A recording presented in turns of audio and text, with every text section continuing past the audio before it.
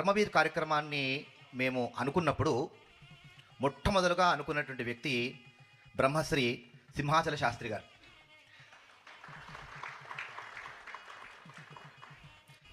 సింహాచల శాస్త్రి గారి హరికథలకు సంబంధించినటువంటి ఎన్నో వీడియోలు సోషల్ మీడియాలో చాలామంది చూసే ఉంటారు.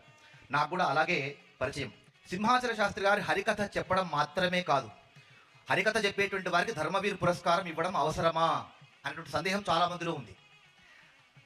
వారికి ఈ ధర్మవీర్ పురస్కారం ఇవ్వడానికి కారణం ఏంటంటే వారు కేవలం హరికథ మాత్రమే చెప్పడం లేదు, ప్రతి అంశంలో కూడా ధర్మాన్ని తట్టి లేపుతూ తల్లిదండ్రుల పట్ల సంతానం ఏ విధంగా నడుచుకోవాలి, సమాజం పట్ల పౌరులు ఏ విధంగా నడుచుకోవాలి, తల్లిదండ్రుల యొక్క కర్తవ్యం ఏంటి అనేటువంటి విషయాలన్నీ కూడా సందర్భానుసారంగా వారు ఉటంకిస్తూ కొన్ని సందర్భాలలో సింహాచల శాస్త్రి గారు నరసింహాచల శాస్త్రి గారు అవుతూ ఉంటారు.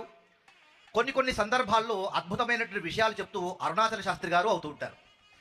అలాంటి వారు సమాజానికి చాలా అవసరము. అంతేకాకుండా కొనప్రాణంతో ఊగిసలాడుతున్నటువంటి హరికథను మళ్ళీ పునఃప్రాణ ప్రతిష్ఠ చేసి హరికథ అంటూ ఒకటి ఉంది, హరికథ ద్వారా సమాజానికి ఏ విధమైనటువంటి మేలు జరుగుతుంది అని సమాజాన్ని తట్టి లేపినటువంటి మహానుభావులు శ్రీ సింహాచల శాస్త్రి గారు. కనుక వారికి ధర్మవీర్ అనేటువంటి పురస్కారము సముచితము అని హిందూ ధర్మచక్రం భావించి ఈ రోజున వారికి ఈ హిందూ ధర్మచక్రం ఎక్సలెన్స్ అవార్డ్స్లో భాగంగా ధర్మవీర్ అనేటువంటి అవార్డును పురస్కారాన్ని మేము ప్రదానం చేస్తున్నాం.